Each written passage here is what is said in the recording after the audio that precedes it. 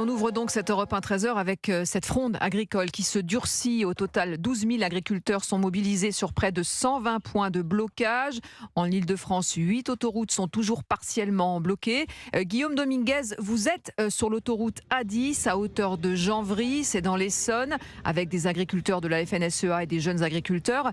C'est un possible point de rencontre avec le convoi qui, lui, est parti d'Agen lundi, emmené de son côté par la coordination rurale.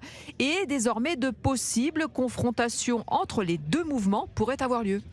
Et oui, ce convoi venu du sud-ouest pourrait choisir d'emprunter l'A10 pour rejoindre le marché de Rungis. Il ferait donc face ici au mur de tracteurs des agriculteurs d'Île-de-France. Je suis avec Christophe Lerebourg, secrétaire général de la Chambre d'agriculture régionale. Et Christophe, si ce face-à-face avait lieu ici sur l'A10, les laisseriez-vous passer ?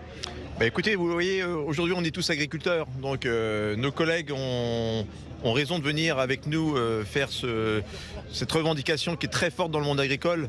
Alors malheureusement, même si on avait envie de vouloir les laisser passer, on ne pourrait pas parce qu'en face on a un mur de véhicules blindés de la gendarmerie.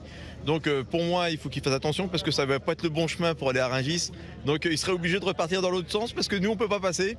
Et donc ça serait malheureux qu'ils perdent leur temps ici.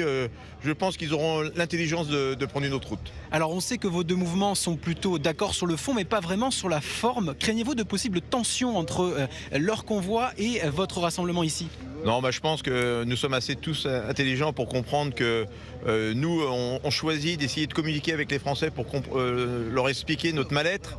Eux, ils ont choisi une autre façon de s'exprimer. Bon, c'est leur façon de voir les choses. Donc, on essaierait de leur faire comprendre que, pour traiter un sujet aussi important, le Français a besoin d'avoir de la sérénité, de la compréhension sur le mouvement. Et il ne faut pas en rajouter dans la violence parce que depuis quelques années, on sait ce que la violence amène dans notre pays. Voilà, donc le mot d'ordre ici, pour le moment, c'est de maintenir le blocage sur l'A10 dans les deux sens, au moins pour une partie de l'après-midi encore. Guillaume Dominguez en direct de Janvry, c'est dans l'Essonne sur l'A10 pour Europe 1.